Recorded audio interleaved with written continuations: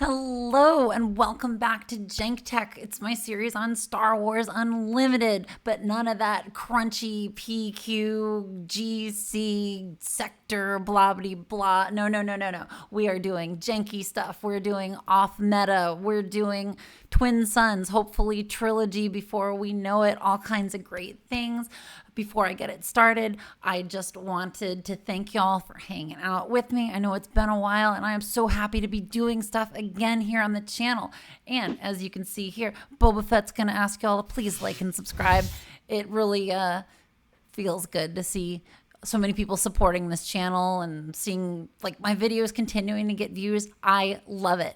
So before we get started, we've got a couple of Discord logos up there. This one up here. We've all seen that one before. That's the swupdx Discord for all of your discussion needs, previews, important dates for things, so forth and so on. There will be a link in the description below. And the new one, the Nightsisters Discord. This one is super cool. This one is a women's Star Wars Unlimited Discord where we talk about the game. Yes, we talk about all kinds of other things. It's a lot of really wholesome conversations, a lot of really cool people, and we're always looking for more people to come hang out and be part of this Discord. And I will also have that link down there too. Now, what are we doing in all this time since I've been here? Well, I went to Vegas. I posted a video about that. I went to a local PQ and took an off meta deck and absolutely got destroyed. It was amazing. I will post that at some point on here. I brought a Mando green deck that was absolutely ridiculous. Everyone thought the deck was super cool. Anyway, we're not here to talk about that. We are here to talk about how you can make a Twin Suns deck out of the Darth Maul preconstructed Spotlight deck. So I think this is a pretty cool Spotlight deck. It's a really good way for new people to get used to how the Force mechanic works if they are new to that in Legends of the Force. I think there's some great staple cards in there. It's even got Fallen Lightsaber. Like, that's real cool. And I think that Palpatine from the first set is a great pairing for Darth Maul. So let's get into what this deck does, what's in it. There will be a budget version all the way at the end of this video because, as you can see here, Parker from swupdx has incorporated TCG pricing back into the website. Thank you so much, Parker. So my budget version is actually about $100 cheaper. Oh my gosh, there's not too many cards that you need to take out. And I think the core of the deck is still basically the same. So let's take a look at our leaders. What do we got here? We got Darth Maul, action, exhaust, use the Force, which is lose your Force token, deal 1 damage to a unit and 1 damage to a different unit. And he deploys at 6. He's a 5/6 on deploy. On attack, deal 1 damage to a unit and 1 damage to a different unit. Regrettably, you have to do it to 2 units if you can. So that means if you are the only one with units on the board, well, guess what? You are hitting your own guys. This is Twin Suns, though. Likely that's not going to be an issue, but it's just something to keep in mind if you're using Maul's ability either on his attack as a leader when he deploys or with just his regular leader ability. It can potentially hurt your own stuff. Okay, so who are we pairing him with? We got Palpatine from the first set. Action, pay 1, exhaust it, defeat a friendly unit, deal 1 damage to a unit, and draw a card. He deploys at 8 resources. He's a 4/10 with a whole bunch of traits. When deployed, take control of a damaged non-leader unit. On attack, you may defeat another friendly unit. If you do, deal 1 damage to a unit and draw a card. So Palpatine, of course, has an 8 deploy. He's one of the latest deploying leaders in the whole game, but his when deployed ability definitely makes up for it. Something's going to have damage at the table at that point. So if you are able to stall out the game by killing things, by ramping, then you will be richly rewarded at the 8 resource mark. And of course, Darth Maul's ability is going to put damage on things too. It's going to give us more things to select from with Palpatine. So we should have plenty of options if we're able to get all the way up there. Now, we went with the Night Sister Lair because this deck uses every single card in the Spotlight deck and then a bunch of other ones that I thought would go well in there. So again, like I did with the 2 other Spotlight deck videos and the other pre-constructed deck videos, I want to use the cards in the Spotlight decks. I want to use all of them if possible, and I want to sort of keep the core idea of that deck intact and something that we can port over to Twin Suns, which of course we're playing against up to 3 other people here. So like we still need to be able to deal with all the other stuff happening at the table. So this deck, take one down and pass it around. I mean, it's just like we are killing our own guys, pinging stuff around everywhere. We've got a bunch of stuff that has when defeated, which will get us a little extra mileage on Palpatine's ability. The deck itself has 84 cards, which is 4 more than you need in a Twin Suns deck, but we should hopefully be getting some card draw with Palpatine, so it's not going to matter having a few more there. Of course, we are using Night Sister Lair. That is the force base that comes with the pre-constructed deck, but as long as you have a blue force base, it doesn't really matter. As long as it's not Virgin's Temple. Okay, this isn't built around Virgin's Temple. This base says, when a friendly force unit attacks, the force is with you. We need the force for Darth Maul's ability, so I've tried to get as many force units as possible in this deck. I find that force decks are their own sort of challenge when adapting the card pool to Twin Suns, because obviously we have a lot of force units from the newest set and there's some sprinkled throughout the other ones, but for now we are primarily just going to be saying what has force. We're going to put it in the deck and hopefully that's going to get us there. I think in the future with this game, we're going to have more options, kind of like how Jump to Lightspeed gave us so many more space units. I think we're going to get even more force things in the future in this game. We'll have even more options for force abilities for our leaders. That's all of our preambles. Let's get into the deck. Oh my gosh. Okay, so we have 44 ground units. That's a lot. Force decks usually have way more ground units. The meta, I even hate referencing the meta in these, but it's true. The meta right now is predominantly ground based, which is so interesting that one of the reactions to that, of course, is somebody making a Vader pilot yellow deck that has 0 ground units. But in this case, we're running with 44 ground units. We have 14 space units. So yes, this is a force deck. It's going to be mostly ground guys. So you just need to keep in mind, if you're running against someone that is running a lot of space, then you can't run your units into those space units. You've got to save your removal for those guys. So what do we got here? We got the First Order Stormtrooper. I love this guy. He does so much work. On attack and when defeated, deal 1 indirect damage to a player. Of course, this is from the Boba Fett Spotlight deck, but I think that this guy is a workhorse in this deck. Not only does he get you the damage, but he's got a when defeated ability, and we can just go ahead and say, anytime something has a when defeated ability, you can just imagine me saying, and you can kill that using Palpatine's ability to do its when defeated and do a damage and draw a card. Example, this one is if you use Palpatine's ability, which again, pay 1, exhaust the leader, defeat a friendly unit. If we defeat this guy, we get to deal an indirect damage, and we get to deal a damage to a unit, any unit, and we get to draw a card. That's pretty awesome. That's a lot of stuff all happening at once. Love it. So of course, nobody's going to want to kill a lot of our things because we are going to benefit from them dying. But one of the things to be on the lookout for whenever you're playing Palpatine is people will likely want to limit your ability to use your leader as much as possible. So if people can kill your stuff before you're able to take the extra action to get the ping and the card draw from it, well, just plan on that happening. Sometimes you may have to negotiate your way out of some of those kinds of things. Anyway, this guy's great. You see him, you play him. It's good anytime. We got Owen Lars. Owen Lars is a 0/3 restore 2, kind of like a moisture farmer.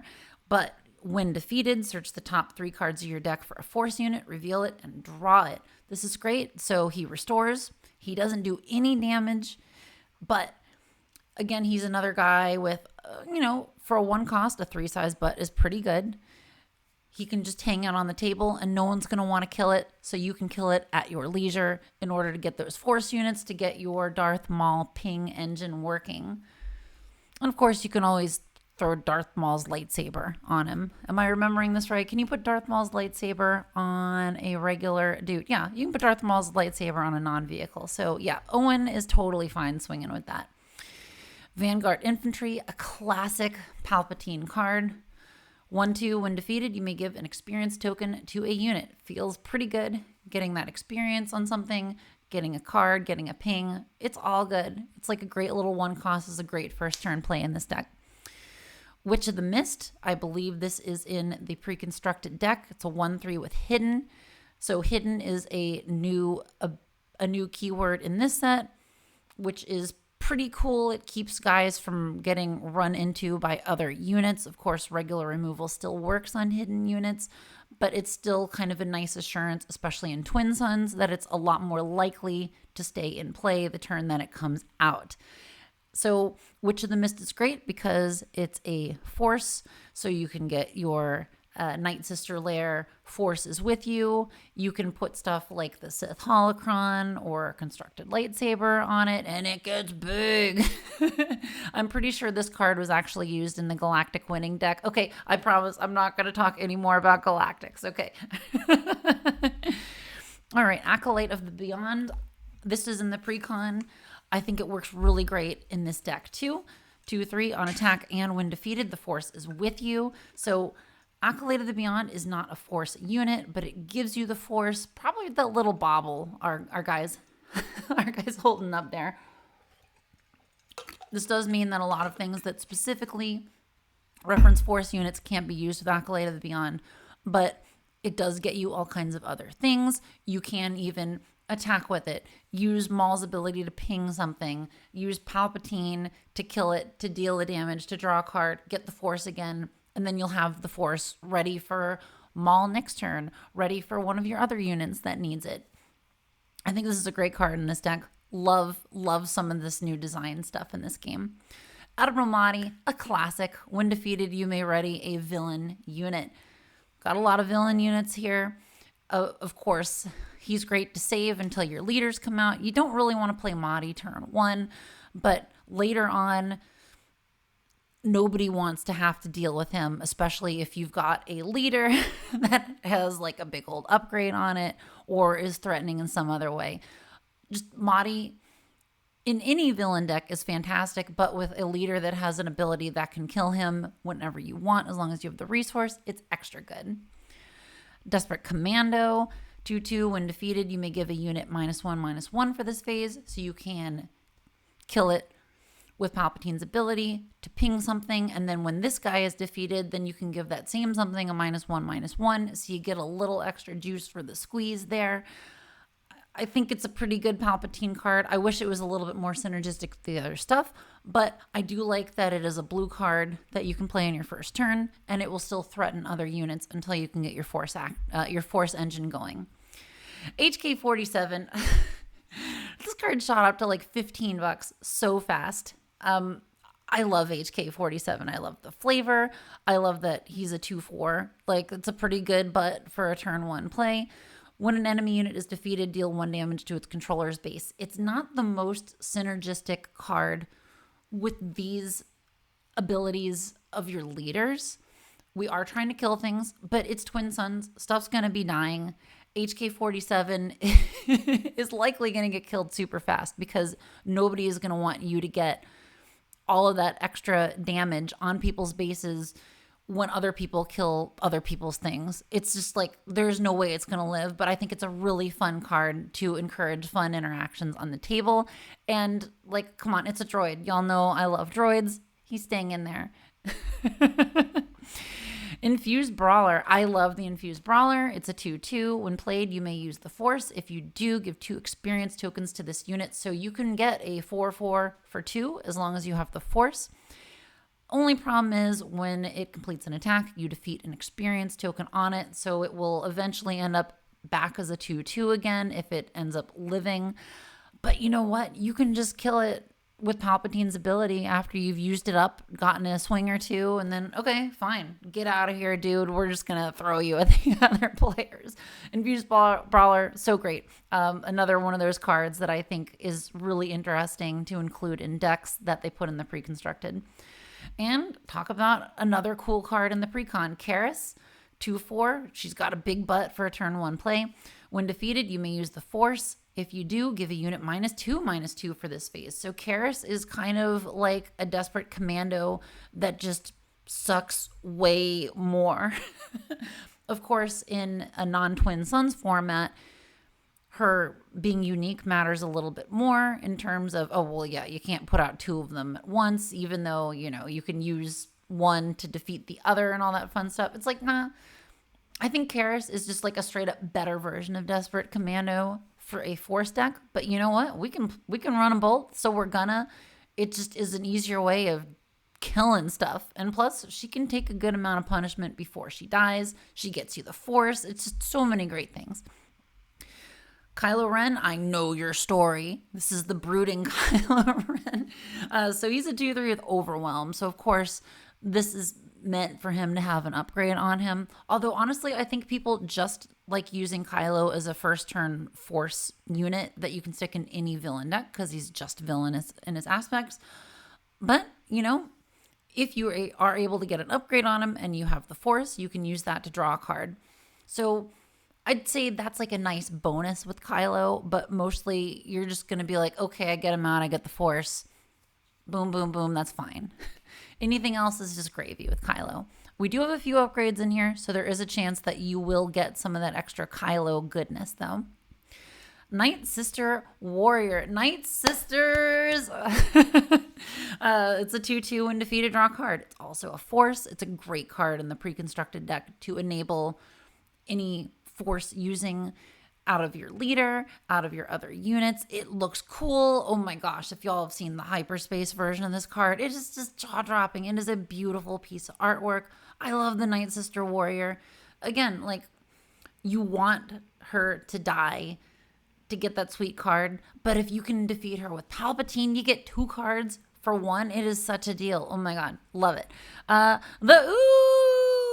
Oh my gosh. So I think this is getting played in that stupid Boba Data Vault deck nowadays. And like, I'm just glad that people are finally catching up to what I've been preaching since Twilight, that is a really fun card. It's a 2/1. When defeated, deal 2 damage to a base. Of course, you kill it to Palpatine's ability, you ping something, you get to deal 2 damage to a base, anyone's base. Like, I guess if you really wanted to hit yours, you could, but it's a great bargaining card. Like, no one wants to hit it because then if they kill it, then you're like, oh, well, I'm going to get your base. Love it. It's just like, sometimes it's easier just to let the just hit people's bases for 2. And that's like, great. It's free damage. Love it. Pike Sentinel. It's just a 2/3 Sentinel for 2. First turn play, Sentinel. What have I said before? Every single one of these videos, Sentinel, Sentinel, Sentinel, Sentinel. Sentinels make so much difference in Twin Suns. They still make so much difference in Twin Suns. One of the last games I played of Twin Suns, I had one person not hit me in space the entire game because I had a Concord Dawn Interceptors that I played on turn 2. It was just like, great. Anytime you make it easier for someone else to get hit is great for you. And that's why we've got some Sentinels in here, because we want other people to get attacked. Seasoned Fleet Admiral. Okay, so I will admit to being kind of lukewarm about this card when it first came out. But it wasn't until I started seeing it a little bit more in Twin Suns that I realized how good it is. And I will be putting it in every single Twin Suns deck that has green forever. Okay, so Seasoned Fleet Admiral. It is a 1/4 with Raid 1. When an opponent draws 1 or more cards during the action phase, you may give an experience token to a unit. When does an opponent draw 1 or more cards during the action phase?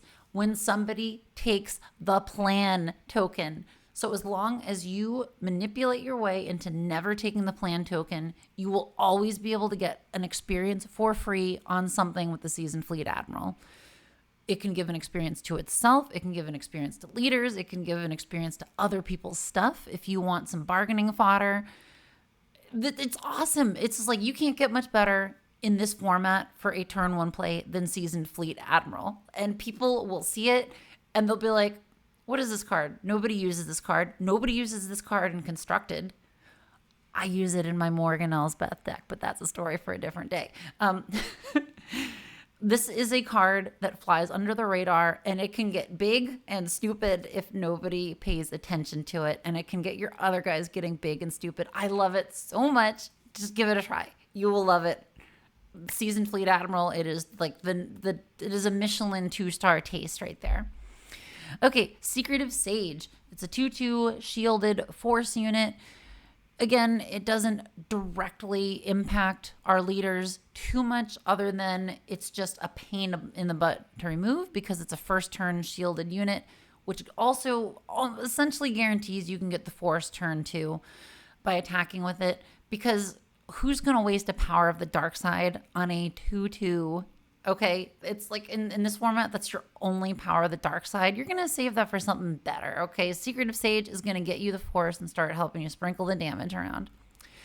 Cell Block card, it's a classic. It still should get played. It's still a great card. It's just a 3/3 Sentinel for 3 on the ground for any villainy decks. It still looks cool. It's still completely functional. It doesn't do anything else to enable this deck, but it's a Sentinel. It gums up the works and incentivizes other people getting attacked. So I think it's still definitely worth having. Love the Cell Block card. Almost always a good decision in a villain Twin Suns deck. Cobb Vanth. He's a 3/2. When defeated, search the top 10 cards of your deck for a unit that costs 2 or less and discard it. For this phase, you may play that card from your discard pile for free. Cobb Vanth, of course, he's the best in JTL Thrawn, but in this particular setup, we have lots of 2 or less cost units. There's even more over here. So Cobb Vanth can help us fish those out and get a free play on those later in the turn. And of course, you can keep Cobb Vanth locked and ready to go for whenever you want to use his ability, since we can use Palpatine to kill him whenever we want. I like swinging with Cobb Vanth because he still does 3 damage, but if you only use him to ping something and proc his when defeated ability, I think you're still going to be feeling relatively fine about that. Fifth Brother. I love Fifth Brother. He's still great. He is, I think, also in the Boba Fett Spotlight deck. So there's a good amount of crossover between those two. But I think he fits great here. He's a force, so he gets you the force when he attacks. He's a 2/4. He gets raid 1 for each damage on him. And on attack, you may deal 1 damage to this unit and 1 damage to another ground unit. So Fifth Brother does a few different things that we want. He wounds himself to get you the force to ping something else and do more damage. And then once you hit with him too many times, you use him up, you cast him aside. You're like, Fifth Brother, get out of here. We're using you for Palpatine's ability. The fact that he gets stronger as he continues dealing damage is awesome. And like, come on, like you stick a fallen lightsaber on him and just keep on spreading those pings around. He's great. And speaking of Inquisitors, we've got the Grand Inquisitor. It's the new legendary Grand Inquisitor. It's a 3/4 hidden, raid 1, gives other friendly Inquisitor units hidden. We don't really care about the last part. We just like the fact that GI is a 3/4 with raid 1 for 3. He's just like overstated for what you're paying for him. Like, he's not amazing in this deck, but again, he helps you get the force. You can use force stuff on him. Still pretty good. He's not going to be in the budget version of the deck because he's not that central to this deck working, but it's like, if you got one, throw him in. He works great. Jedi in Hiding. I think it's interesting that this one isn't in the pre-con, but I think it works really good in here. So it's a 3/3. It's a force card hidden. So again, you can't run into it with another unit the turn that it was played. When defeated, you may use the force to make each opponent discard a card from their hand. Or you could, like, that's a Twin Suns card. That is such a Twin Suns card. Like who's going to want this thing to die? Nobody.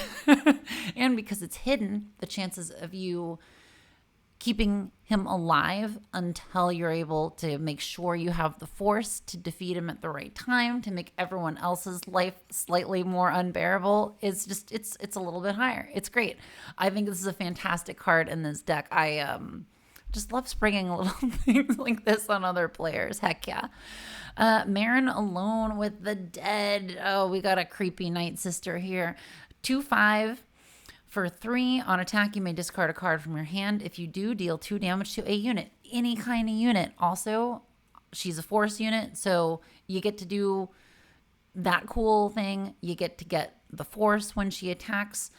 And you're using Palpatine. You're hopefully getting an extra card every single turn, so you will hopefully have excess cards to feel okay about discarding sometimes in order to get the extra damage on something.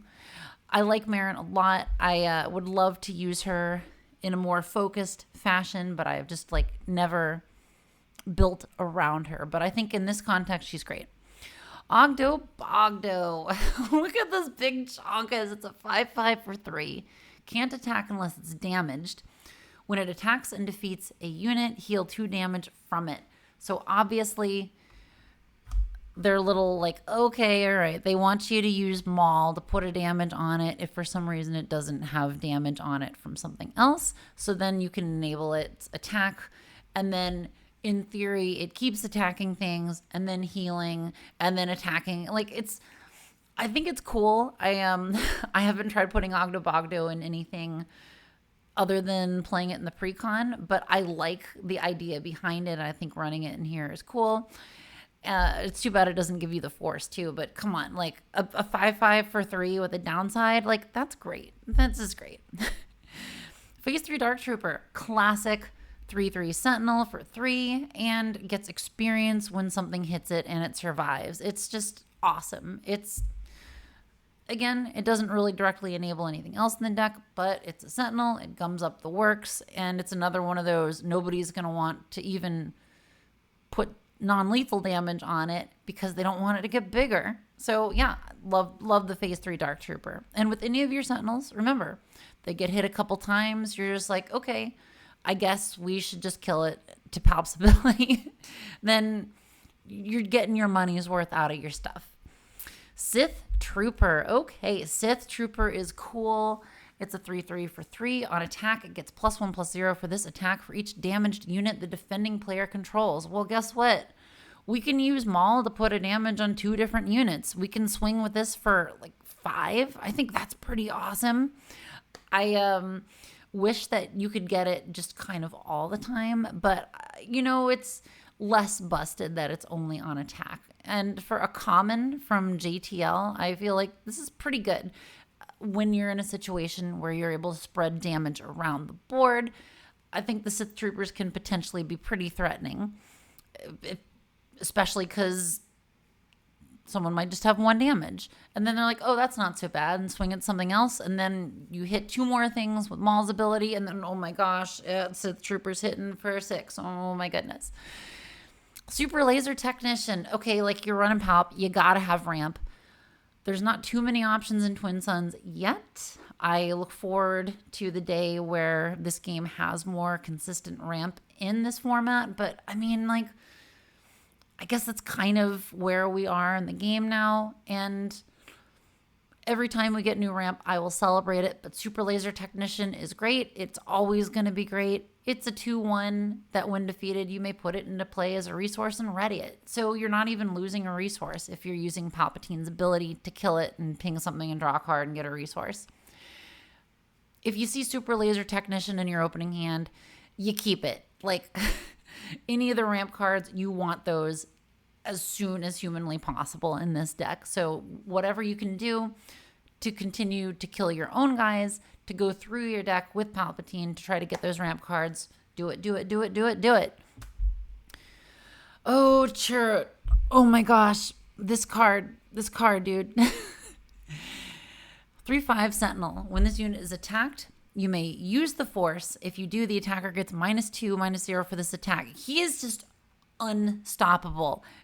This card is like an uncommon that I feel like is at least rare levels of good. It's just such a good card if you can consistently get the force. Playing against somebody running Chirrut in like a Shadows Han deck or an Avar Chris deck, it's like he's like this unstoppable freaking wall that you have to do so much damage all at once to get rid of him. As long as you can continuously generate the force, Chirrut will completely stop ground units pretty much by himself. He's just so good. So yeah, you see him, you keep him. Don't do not mulligan if you have Chirrut in your hand unless you have no early game options. Like he's so good. He's so good. Darth Tyrannus. Oh my gosh. Another great new card that comes in the starter deck. 4/3 shielded and gets ambush while the force is with you. So the interesting thing is that it doesn't read when played use the force to gain ambush. It's just if you have the force, he gets ambush, which is especially awesome because you can ambush him in. Either ping your shield off if you decide to proc your shielded when played before your ambush, or if he's killing some little weenie guy and takes 2 damage, then you can say, okay, we'll do the ambush first, then we'll get a shield on him, so then he'll be protected from another hit later. I think Tyrannus is awesome. I love that the game designers think highly enough of this card to give him one of those con exclusive versions that people had to like line up for and get lots and lots of copies of. He's great. Tyrannus is fantastic. I think one of my favorite versions of Dooku, but we've got more Dookus coming up in this deck. So Dooku lovers, don't worry, we got you covered. All right, Heavy. Oh, like Heavy is great. Okay, so if we have at least 3 guys, including Heavy, his coordinate turns on, he gets raid 2, he hits for 6, but also when defeated, deal 1 damage to each enemy ground unit. That's just great. Like this is going to be a lot of people playing a lot of ground stuff. So this is a fantastic way of spreading damage around when it dies. And of course, anything that's when defeated, again, we can always kill it using Palpatine if we need to. So yeah, Heavy is great. Heavy is a great turn 3 play. You see Heavy, you're happy. Jedi Temple Guards. I really like this unit. They don't do a whole lot of damage, but they've got the ambush, they've got the restore.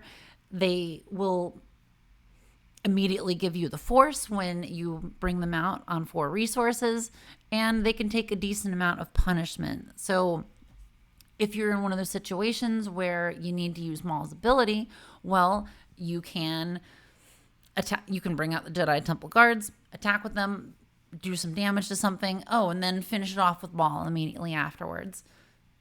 One of the things I didn't mention with Maul is the units you're targeting with Maul don't have to be controlled by the same person. You can spread that all around. You can finish off somebody's 1 health, 3/1 droid sentinel, and also put a damage on somebody's leader with that ability. It's very cool. It's very versatile. And for units like the Jedi Temple Guards that put a little damage in one place, well, then you're just like, okay, well, now I can finish that one off and put a little bit somewhere else. Talzin's Assassin. Another one of those great cards. This card is so good. So 4/4, when played, you may use the Force. If you do, give a unit -3/-3 for this phase. So any of these give a unit -something work really well with small amounts of damage because you can kill things way easier if you're like, okay, I'm going to do a damage and then, it has 3 less health, so it's dead to game state. Talzin's Assassin is so great. Oh my gosh. As long as you have the Force. So any of these use the Force things. I really like that how strong the abilities are. It's tempered by your ability to continuously generate the Force, which in Twin Suns, you've got multiple people checking you on your ability to use the Force. If you're playing a Force deck, and everyone will know you're playing a Force deck because your leader and your base will likely both mention it, then going heavy on removing your units is going to be a huge problem for you. But nobody's going to want to do that because, as you are sure to remind them, because you are an excellent politicker since you are already intelligent enough to watch this content. You'll be reminding people how ganging up on one person is ultimately not going to be good for your chances of winning. Anyway, that being said, Talzin's assassin is great. You get the force, you play her, you kill something, and then she swings big later on. You can't lose. It's so good. Dagonian Master, what is this, like a stork or something? I mean, it's a 5/5 for 5. When played and when defeated, you may use the force. If you do, search the top 5 cards of your deck for a force unit, reveal it, and draw it. So it's another one of those tutor a unit out cards. It's pretty big. It's got a great when defeated ability. It's force, so it generates the force on attack. So this is like the kind of stuff we like to see as we move higher up on the cost curve.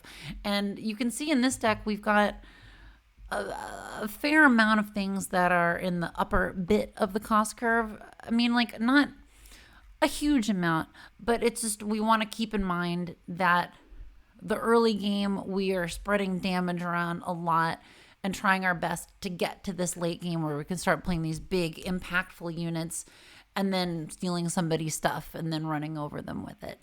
So Dagonian Master not only helps us accomplish our goal by just being a big old chonkus that swings for a decent amount, but also helps you get a further chonkus in the future. Malik. Oh, Malik. 4/7 with Overwhelm. So, if you can stick a lightsaber or something on him, you're going to be eating good. When played, if you control a Sith leader unit, you may ready this unit. Well, let's see. Darth Maul, Sith. Emperor Palpatine, Sith. So if we have either of our leaders out, we can get a ready Darth Malik, which is great. Of course, I think the design of the game suggests that you be using Darth Malik with Revan, and of course, no one's going to say no to having a 5 deploy Sith leader and another ready 5-drop Sith come out on the same turn. That's awesome. But he also works great with other Sith. Even if you have to wait an extra turn to get him out, he's still a 4/7 that's played ready. Anything in this game that comes in ready is just going to benefit you almost immediately. That's why the Millennium Falcon from the first set is still so good. So Malik, awesome. He does benefit from getting juiced up a little bit with an upgrade or something, but that Overwhelm is still real nice, and he's got a super big butt. So he can definitely take a lot of damage and kill other people's things too. And speaking of killing people's things, the HK-87 Assassin Droid is a 4/4. When defeated, deal 2 damage to each ground unit. Are you kidding me with this? Oh my gosh. That's so much damage to spread around. And remember, because I haven't been beaten into the ground enough, we're playing 2 leaders that are already putting damage on all kinds of things. So if we've spread a bunch of damage around with Maul, we've spread some damage around with the Emperor. When this thing dies, everything is getting hurt. I love that. I love that so much. It's another great bomb to threaten people with at the table. Oh, maybe I'll run this into this guy. Maybe I'll run this into this guy. Oh, Chariot's not going to deal too well with just getting 2 damage dealt to him when this droid blows up. That kind of thing. Also, the art on this is super cool. Love this vibe here. Thralls of the Coven. Okay, it's a 3/7 for 5 with Raid 3. They went nutso printing Raid cards in this set. I love it. I think Raid is so cool. Again, this guy, huge butt. Not a force unit, unfortunately, but still hits like a friggin' truck. So it feels good to play this card, even though you can't get that 6 damage on something unless you're attacking with it. So if someone swings into Thralls of the Coven, like with any other Raid unit, it's sort of massively disadvantaged, but I think it's still great for doling out damage and staying alive because, again, big butt. Savage Oppress, imbued with hate. Okay, so this is a ridiculous card that I think always produces some sort of reaction at the table. It's a 9/6 for 6. 9/6 for 6 with overwhelm. But when played and when defeated, you may use the force if you don't deal 9 damage to your base. That's so much. So the chance of Savage backfiring on you is through the roof. Okay, but I had to put him in here because number one, it's fun. Number two, he's in the pre-constructed deck and I wanted to use him. Number three, like that's, if you can get away with it, that is such a big threatening beast to have on the table, and everybody is going to immediately shift gears from whatever they were doing to talk about how do we deal with this Savage situation. And you will have to think extra hard about when to use your force, because if you don't, oh my goodness, you could really end up shooting yourself in the foot. I love it. It's cards like this that really make me love this game, because everybody's going to sit straight up in their chair and be like, we got to deal with this, because the consequences of not dealing with it are big, but the payoffs of dealing with it are big. It's just a fun card. It's like not a great constructed card, but in this format, come on. Like, people are going to love this. Either you win big or you lose big. All right, Dooku haters. Well, tough. There's more Dookus. I love this Dooku. It's a 5/4 shielded. When played, you may defeat a unit with 4 or less remaining HP. So he comes in, he gets that immediate removal, which is awesome because we've been spreading damage around. Things are going to have less HP.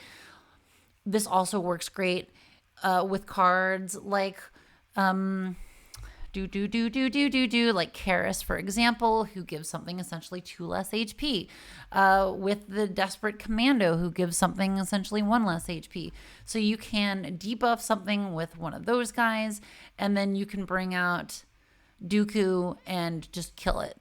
Fantastic. Also works on leaders, which is awesome if a leader is temporarily debuffed for some reason. Heck yeah, love it.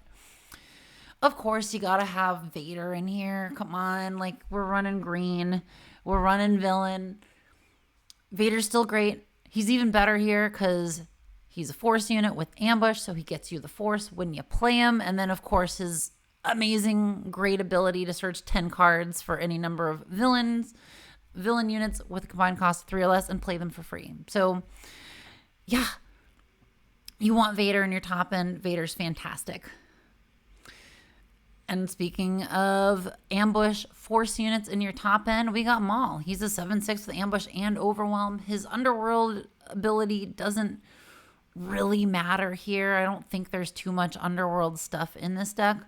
But, you know, if you have something like a strike ship out, then, you know, that can make a huge difference and keep Maul from dying. But don't really plan on it.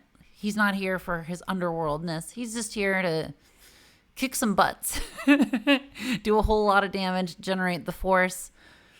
It's going to be good for business. Ponkrell, it's treason then. So Ponkrell, a 2/9 with grit. When it completes an attack, you may defeat a unit with less remaining HP than this unit's power. So Ponkrell has grit, so every bit of damage he takes is going to make him able to defeat units easier. Of course, it does take a turn for him to ready on up after he's brought out. He's got to live. But if all that stuff happens and lines up, then you're looking at something pretty threatening, especially if you're able to get some damage on him from Maul's ability, perhaps. It's probably why they wanted him to be in the precon. I like this card. I think he's a fun top end. I would be surprised if he gets to close out that many games, but I still really like him in here. And I think, yeah, of course, you should play him if you see him. Savage Oppress, the other Savage Oppress. He doesn't look quite so threatening in this one, even though he's, like, you know, coming directly at you. He's a 7/7 when played. If you control fewer units, including this one, then an opponent, ready this unit. So this is one of those can potentially come out ready when played, and hitting for 7 is, you know, that's not bad. You know, that's not nothing. And also gives you the force. So anything to sort of turn the tide in your favor in the late game. So if you're feeling like, oh my gosh, people removed all my stuff, well, As long as someone's got more stuff than you, then bam, Savage, ready. Boom. Hey, we got some more Dukes. Oh my gosh. 6/6 with Exploit 2, Overwhelm. When played, for each unit you exploited while playing this card, you may deal damage to an enemy unit equal to the power of the exploited unit. So this does a couple of neat things. So it will enable you to kill some of the things that need killing. Maybe you exploit Karis with this. Maybe you exploit a super laser technician. You get those when defeateds along with it. You also get to ping a couple of times with him, spread the damage around further. Dooku is awesome. And then also with 6/6 for Overwhelm, that's not nothing either. So this unit's a good multi-purpose, does a bunch of different things. What do they say? Has great utility. I think Dooku is great. He's not like a true 8-cost unit because you want to exploit him to get him out. And I think like earlier on in the game, he can be an absolute monster to deal with. Darth Sidious, 6/8, restore 2. When played, you may use the Force. If you do, defeat each non-Sith unit with 3 or less remaining HP. Well, we're spreading that damage all around. We're debuffing, guys. If we can survive until this point and bring Sidious out, that's potentially a lot of things dying all at once, which I absolutely love. I don't think I've ever gotten a chance to use this in a constructed game, but I like that it's in here. I think that it's cool if we can get to the point of actually using it. I think Twin Suns is the format for that. And last but not least, we've got OG Emperor Palpatine from the SOR Precon. 6/6 Overwhelm. When played, deals 6 damage divided as you choose among enemy units. So he just, again, spreads that damage all around, makes it easier for you to mop up stuff. If you play this on your 8-resource turn, you damage a bunch of different things. You steal one of them with your Palp deploy. It feels pretty good using them with each other. Okay, we got some space units in this deck. I'm going to take a sip of water because, wow, that was a lot of ground units. Okay, space units, again, not nearly as many because we are playing a Force deck. We're going to try our best to damage stuff in space. But we do have a few tricks up our sleeve for not being completely run over by people playing space. Inferno 4, the classic when played and when defeated. Look at the top 2 cards of your deck. Put any number of them on the bottom of your deck and the rest on the top in any order. So being able to do this whenever you want with Palpatine's when defeated, super good. Getting intel on what's coming up, especially running an 80-card deck, is fantastic. Inferno 4 is just a staple in blue decks for a reason. Getting to know what's coming is so valuable. Onyx Squadron Brute, it's 2/3. When defeated, heal 2 damage from a base. I think it's good in here. I mean, it's not going to be as good as in a GTL Thrawn deck, but still getting that heal, getting the ping, getting the card draw. You get it. Like being able to use Palpatine's ability and all these when defeated is so wonderful. By the same token, Rokai Gunship, when defeated, deal 1 damage to a unit or base. So if you can play this turn 1, maybe get a swing with it, and then use Palpatine's ability, like we're talking about, you can kill something that has 4 health with this one little ship and an ability. I think that's pretty cool. Strike Ship. I love this card. I love the art on it. I love its ability. A 0/3 with Raid 3 and Overwhelm. Like this just cries out to be used in some sort of pilot deck. But being that it was in the Precon, it's going to be here too. And I think it performs admirably. It's another one of those kind of flies under the radar because people, I think, are much more likely to look at the 0 rather than the Raid 3 part. So you don't necessarily need to protect it as hard as you might if it had a more threatening number as its attack number. And, sometimes Overwhelm is really impactful in getting a little bit of extra damage. And again, we're doing ping damage on stuff. Every 1 damage you can do onto a unit means 1 more damage that will overwhelm into somebody's base. Droid Missile Platform. It's a 4/2. When defeated, deal 3 indirect damage to a player. Again, it hits big. And when it dies messy, and we can trigger that death whenever we want and keep on spreading that damage around. Landing shuttle. It's a 2/4. When defeated, you may draw a card. Again, it's another one of those, when it dies, you get a card. So if you can get 2 cards and a damage on something by using Palpatine with it, awesome. You're eating good.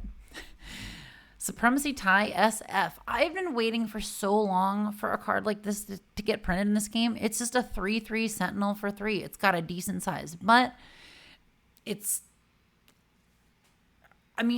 not gonna set the world on fire, but it's just a good staple Sentinel in space. And I feel like the game design at the beginning of this game was to understat space units a little bit for their cost, and I'm glad they're kind of backing away from that a little bit and saying, okay, we have a lot more space units now, so we can actually afford to have some that are just like a 3/3 for 3, just like we had a 3/3 for 3 in the first set for a ground sentinel in the form of the cell block card.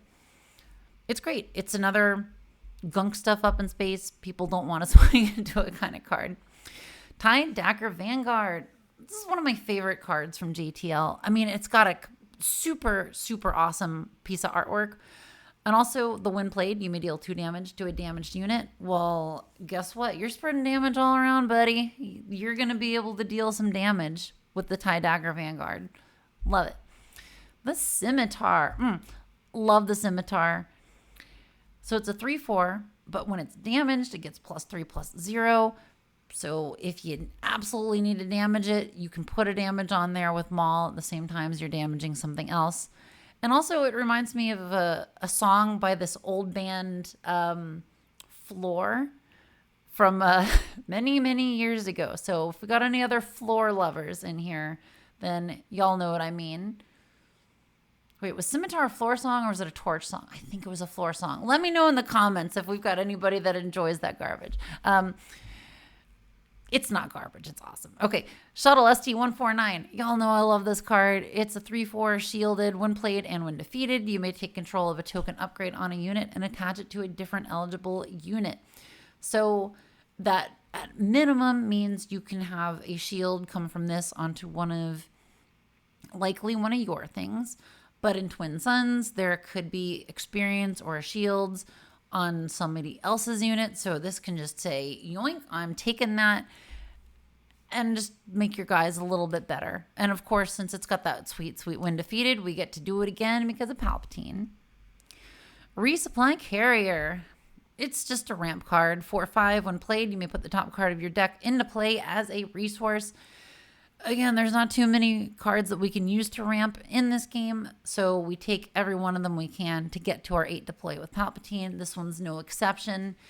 It's not amazing, but it's a reasonable sized ship for 6 that also gives you an extra resource. Ruthless Raider, on the other hand, is fantastic and a staple of villain red decks, and especially in decks that like spreading damage around like this one does. It's just so great. 4/6. When played and when defeated, deal 2 damage to an enemy base and 2 damage to an enemy unit. Nobody wants to kill this, but they also know they have to kill it. Getting all that damage when it comes in and when it leaves is just the best. This card is so good. It was always good early in this game's life cycle, and it has just gotten better with age. You see Ruthless Raider, you play Ruthless Raider. It's just so great. Fleet Interdictor. It's a 6/6 Sentinel. When defeated, you may defeat a space unit that costs 3 or less. So this is good for de-incentivizing people to attack you because maybe they've got some other space units they want to swing somebody else's direction. But it's also like kind of too big to ignore. So like, what do you even do with that? I think it's great. I mean, are you going to play this over Vader? Probably not. But I think that it's one of those cards that, like, situationally, it could be way better to play this over some of your top end in the ground. If you're going against someone that's running a pilot deck and they stuck a pilot on a lower cost unit, well, this can just easily kill it. it might not be the best strategy, but it's certainly there for you to pivot to.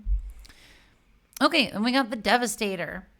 9/6, you assign all indirect damage you deal to opponents, which isn't really that useful, but I mean, it does do 4 indirect damage when played. So it's just more like a big top end that'll come in and do some damage and then be like, oh, geez, we got to deal with that 9/6. Oh my gosh. I mean, Devastator is great. I'm not saying Devastator isn't great. It also helps us accomplish our goal of, on the 8 resource turn, you play it, you spit out a bunch of damage, you take something with Palpatine. Oh yeah. Okay, and we got some events. Confiscate. Of course, you got to run Confiscate. Like, pilots are out there, lightsabers are out there. It's just a great card to have in a Twin Suns deck. Force Lightning. Oh my gosh, y'all. I can't be the only one that laments not having purchased this card when it was $1, because this thing is up to like $18 now. It's ridiculous. I bet it'll go back down once it's not Premier legal anymore, but still. Choose a unit, it loses all abilities for this phase. Then, if you control a Force unit, pay any number of resources and deal 2 damage to the chosen unit for each resource paid this way. This thing kills Lurking Ties. It kills Chewbacca. It kills anything. It's too bad you can only have 1 in the deck. It's awesome. So, you're likely to have Force cards. This is a very useful card to kill stuff. And speaking of useful cards to kill stuff, Force Throw had such a resurgence recently. And, it sucks when people play it on you. But when you play it on someone else, it feels really good. Choose a player. That player discards a card from their hand. Then if you control a Force unit, you may deal damage to a unit equal to the cost of the discarded card. So you can either select a card from your own hand to chuck a Dooku at someone and deal 8 damage to one of their units, or you can make them get rid of one of their cards and still damage one of their units, which is awful if they've been saving something big that they want to play later. Yeah, this card is I think it's more of like a hidden surprise rather than the deck runs off of it in Twin Suns, but it's getting so much play in those other formats that I've heard about. Premier that there's been a lot of discussion about Force Throw. I think it's real fun in this deck. I think you should run with it, and 1 Force Throw is not going to break the game in a Twin Suns deck. Sorcerer's Blast. Use the Force. If you do, deal 3 damage to a unit. Easy. 1 cost, 3 damage to a unit. Love it. All you need is the Force. The Force is all you need. Consumed by the Dark Side. This is one of my favorite cards from this set. 2 cost. Give 2 experience to a unit, then deal 2 damage to it. So it essentially has the same amount of HP that it started with. It's just hitting way harder. We don't have anything with grit in this deck, but this is great to stick on guys with grit. Oh, my mistake. Pong Krell. You can stick it on Pong Krell to get a little bit more, maybe it'll happen later on, but it's just a great way to juice up some of your guys earlier. Also, if someone's got a shield, like the 4-cost Tyrannus, maybe the shuttle, Krennic shuttle gave something else a shield, then you can consume it by the dark side and it'll just ping the shield off. So yeah, this is a great card. I love this card. Drain Essence. This is part of the precon. Deal 2 damage to a unit. The Force is with you. Also, the art is just awesome. So 2 damage to a unit means any arena you want, which is nice and flexible, and gives you the Force, which means you can use Maul's ping afterwards. Great card in this deck. Force Choke. If you control a Force unit, this costs 1 less to play, so oftentimes you'll be playing this for 1. Deal 5 damage to a non-vehicle unit. That unit's controller draws a card. It's still a great card, even 5 sets into the game. Even better now with all the Force units. Playing it for 1 is awesome. Giving someone a card kind of stinks, but, maybe we'll make them discard it with Force Throw later on. Okay, we got Grenade Strike. Deal 2 damage to a unit. You may deal 1 damage to another unit in the same arena. Great. Well, then we pay 2 to sprinkle this 3 damage around. Then we can use Maul to sprinkle 2 more damage around. Just keep on keeping on. We're just making everything damaged. It feels real good. Last words. If a friendly unit was defeated this phase, give 2 experience tokens to a unit. This is like one of those draft cards that I think is cool in Twin Suns. we're going to be defeating guys with Palpatine.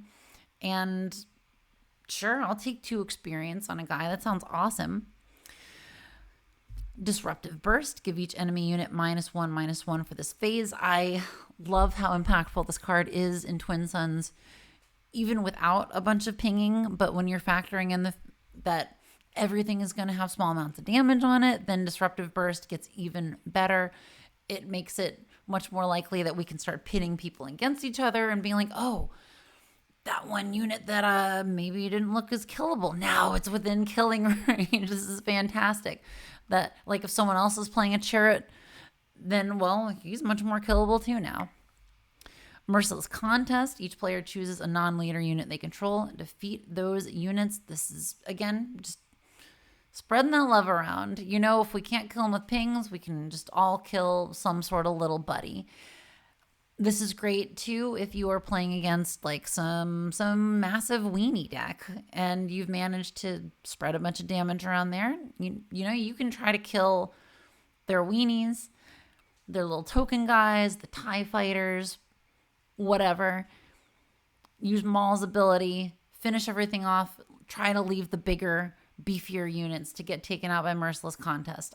But, either way, whenever you have to make a decision thrust upon you by your opponent, that's like extra mental load. You don't want to deal with it. No Disintegrations. Another card from the Boba Fett Precon. Deal 1 damage to a non-leader unit equal to 1 less than its remaining HP. And then you ping it to death with Maul's ability. It's just awesome. Or you ping it to death with Palpatine's ability. We've got a lot of options here. Both of our leaders let us kill something that's had no disintegrations. I love this card so much. I mean, it sucks when it's playing against you, but Power of the Dark Side, still a classic. An opponent chooses a unit they control, defeat that unit. Works on almost anything and still feels good to play. Resupply. Of course, we got resupply. We got a ramp. Put this event in play as a resource. You see this in your hand?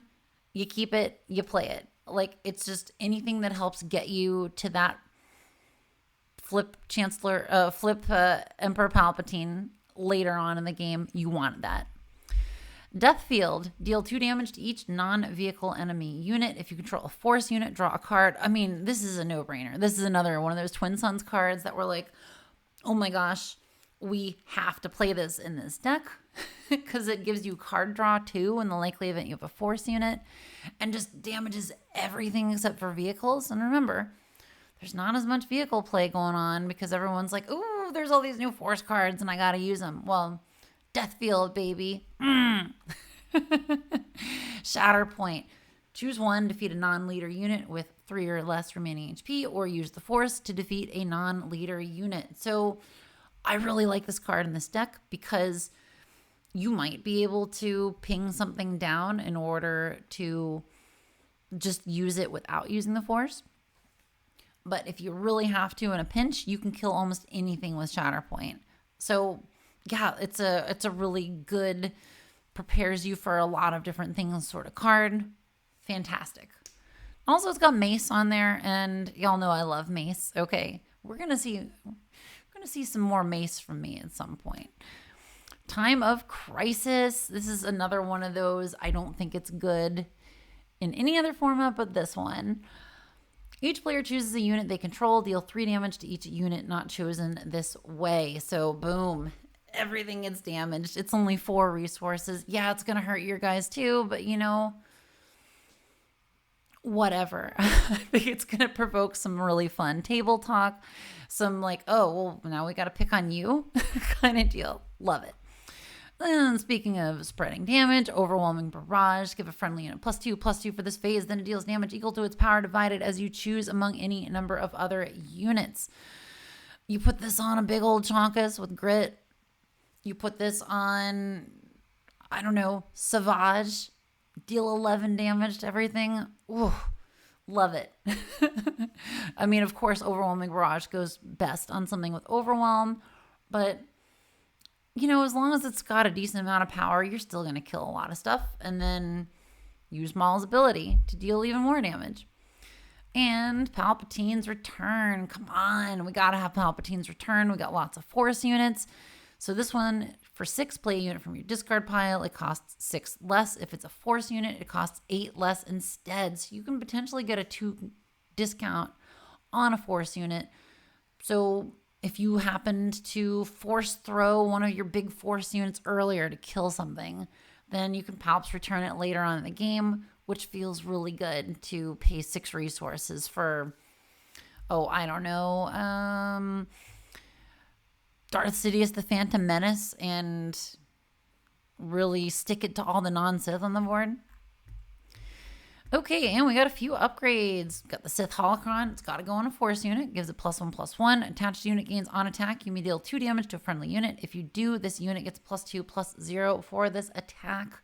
Of course, people know Sith Holocron from that Kylo deck that almost won Galactics. Okay, oh my gosh, I said Galactics again. I'm so sorry, y'all. But it's just a great card in this deck. I think one is in the precon, so of course we're going to have it in there. Because, again, you attack with a Force unit, you get the Force, you do a ton of damage to something, and then you kill whatever guy got damaged with Palpatine to do more damage and a draw card. I think, there's no losing here. Battle Fury. So it is a 2-cost upgrade that gives +3/+3. Attached unit gains on attack. Discard a card from your hand. So if we can get continuous card draw with Palpatine, this hurts a little bit less. If you're holding Palp's Return, it hurts a little bit less. I think it just makes a unit like, oh my gosh, we gotta deal with this way earlier in the game than most people are gonna want to think about. So yeah, and also it's got Maul on there. So, you want more Maul with your Maul. Darth Revan's lightsabers. Attached to a non-vehicle, gives a +2/+2. If attached unit is a Sith, it gains grit. Got a bunch of Sith in this deck. Our leaders are Sith, so no matter who you're putting that on, it's going to be good. And if you really want to, don't forget, if you stuck that on Maul, for example, you could, in theory, use his on-attack ability to damage himself in order to get gritted up with Revan's lightsabers. It's not the worst thing in the world to say, oh, no, 5? No. We're going to hit for, what is that, 8? Can I do math? Yes. Constructed lightsaber. It's such a good card. It'll give a Force unit either Raid 2 or Sentinel and +2/+3. There's a reason this card is $15. It's fantastic in a Force deck, which of course this is. So we want it in there. Oh my gosh. Yeah. So good. Darth Maul's lightsaber. This is in the precon. Attached to a friendly non-vehicle unit. That's interesting. You can't put it on someone else's stuff. Like this one you can. This one you can. Most upgrades you can. But Darth Maul's lightsaber, nah, man. You put it on your own guy. And if it's Darth Maul, you may attack with him. He gets overwhelmed, can't attack bases for this attack, and +4/+2. Oh my gosh. So you can put that on anything.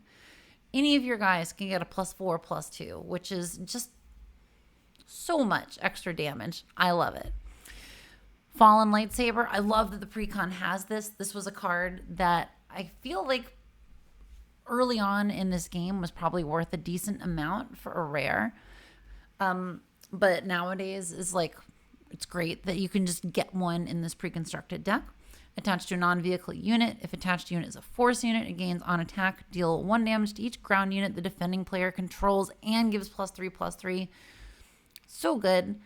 Because of course, you're going to want that on a Force unit, which means you're going to get the Force, which means you can use Maul's ability to deal extra damage to things that have already been damaged with the fallen lightsaber. Oh yeah. Such a great lightsaber in this deck. Love it. And then Perilous Position. One of the best, it's not really a removal, but it's sort of a removal card from Twilight. When played, exhaust attached unit, and it gets -2/-2 because of that Perilous Position. Makes it easier to ping to death. Works on leaders. It's just all around a great card. Cool. So that is our deck. That's take one down and pass it around. Okay, let's get to the budget version, and then I will wrap it up and give some final thoughts. Okay, so Budget version, as we can see, it's significantly less money. And, well, we took out a bunch of stuff. We took out Darth Maul, Darth Vader, the Devastator, the Constructed Lightsaber, the Grand Inquisitor unit, Force Lightning, and HK-487. So what is in there instead? Well, we put Daring Raid in there just to get a little bit of damage. Again, spreading it around. Just a little bit extra damage. We got a Fallen Jedi, which is sort of there in place of Grand Inquisitor. It's not exciting. It's not as exciting as some of those other ones. It is a 3/4 Force unit, so you can still get the Force to enable Maul's ability to ping things. And last but not least, in the 5 cost slot, we've got 7th Sister, who, like, I considered her in the other deck because I think she's real good. She's a 3/6 with Saboteur. When she deals combat damage to an opponent's base, you may deal 3 damage to a ground unit that opponent controls. Still great. Still does the kind of stuff that this deck wants. And if you put some of those good upgrades on her, she gets really good. But I feel like for a 5 cost, I want her to like hit a little bit harder or otherwise be enabled to be better by this deck. So in the budget version, I think she is totally fine, but I don't think she really needed to be in the main deck as much, even though I think she's neat. I mean, you put her in a Grand Inquisitor deck from set 1. Oh my God. Fantastic. And this one, not as much. Okay, so we have taken one down. We have passed it around. What y'all think? Did you buy the Spotlight deck? Did you want to modify it too? It took me a while to figure out who I thought would go good with Maul. For a while, I was like, oh, maybe Iden would be good because we're going to be killing things. Or maybe the Boba Fett leader from JTL would be good. But I didn't really want to do a double red one for one of the Spotlight decks because I want these to be at least a little bit more accessible for new people. And so I think that doing the budget version of this deck will get you something different than like something that resembles the Boba Spotlight deck. Like I wanted this one to have its own identity, and I think Palpatine is pretty good in that situation. So what do we got next on JankTech? Oh my gosh. So I did also make a video for the Qui-Gon deck, and I'm excited to get that one out. And I also made another one for Revan and the newest Grand Inquisitor that I have dubbed Nuggies. God, he's terrible, but he's good in Twinsuns with the right support. And then I've got some plans for trilogy stuff on the way. I've got some decks that I want to talk about regarding that. And yeah, and as you can see by the fact that it looks different behind me, I moved. That's part of the reason that I haven't been putting stuff out is, you know, when you move and you're in your 40s, you're just like, I got a lot of stuff to deal with. So I'm basically settled. So I'm going to be able to start inundating y'all with all kinds of wonderful things. So thanks for sticking with me. I can't wait to hear your thoughts on this deck, what you would change, what other kinds of leaders that you would want to pair with. Well, either of these really, but especially with Maul, because like thinking about this, like I'm new to the game. I just bought this Maul deck. What do I do with it other than slug down a Pepsi and pretend it's the late 90s? So yeah, lots of good stuff on the horizon. Look forward to doing some more of this. So I think that's all I got for today. So till next time, let's do this again.